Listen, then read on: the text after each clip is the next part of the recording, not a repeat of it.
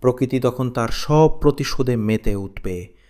আকাশ যেন আগুন ছুড়বে, সমুদ্র গর্জে উঠবে, পৃথিবীর প্রতিটি কোণ থেকে শোনা যাবে, মানুষ তখন আর মানুষ থাকবে না, থাকবে শুধু ভয়, উদ্ধার নয়, শুধু পালানোর চেষ্টা।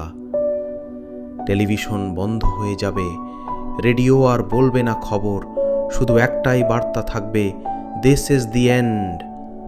মায়েরা কাঁদবে, সন্তানকে জড়িয়ে, বন্ধুরা চোখে চোখ রেখে ক্ষমা চাইবে, কারো চোখে পানি জমবে, কেউ শেষবার আপনজনকে জড়িয়ে ধরবে, আর কিছু থাকবে না বলার মতো।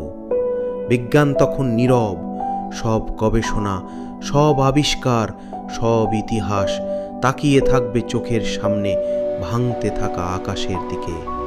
হয়তো কোনো এক যান্ত্রিক ভুলে বা মানুষের লোভেই শুরু হবে ধ্বংসযজ্ঞ। শেষ মিনিটে হয়তো পৃথিবী নিজেই নিজের বুক চিরে শেষ করে দেবে সব।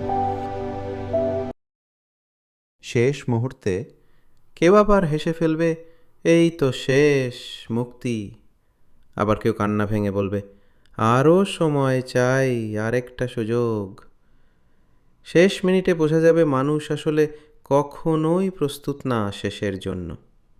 শেষ 1 মিনিটে মানুষ ফিরে তাকাবে পেছনে, মাথায় ভেসে উঠবে মার মুখ, প্রিয় কারো হাসি, পুরনো বিকেলের কথা, যখন ছাদে বসে স্বপ্ন দেখা হতো আকাশের দিকে।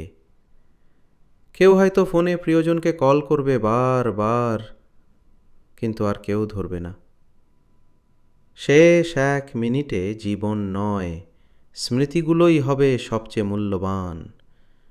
শেষবারের মতো হয়তো কেউ একটা চিঠি লিখবে, যেটা কেউ কোনোদিন পড়বে না, তবু সে লিখবে, কারণ সে চেয়েছিল তার মনের কথা কেউ জানুক।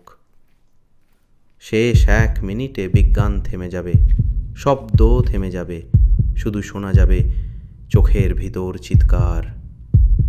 মানুষ তখন আর প্রশ্ন করবে না, কিন্তু কেন?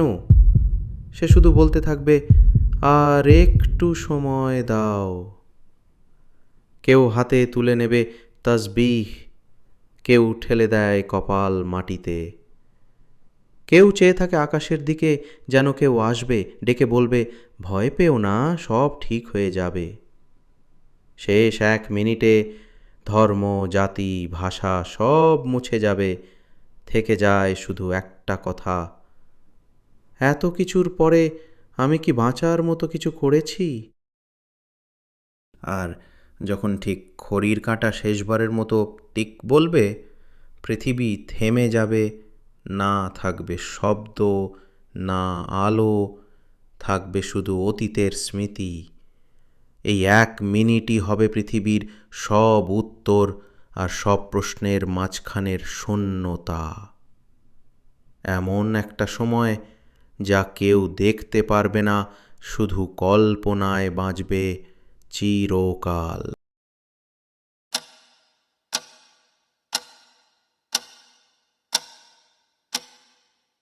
আর এটাই হতে পারে পৃথিবীর শেষ 1 মিনিট। এই তো শেষ সব কিছু।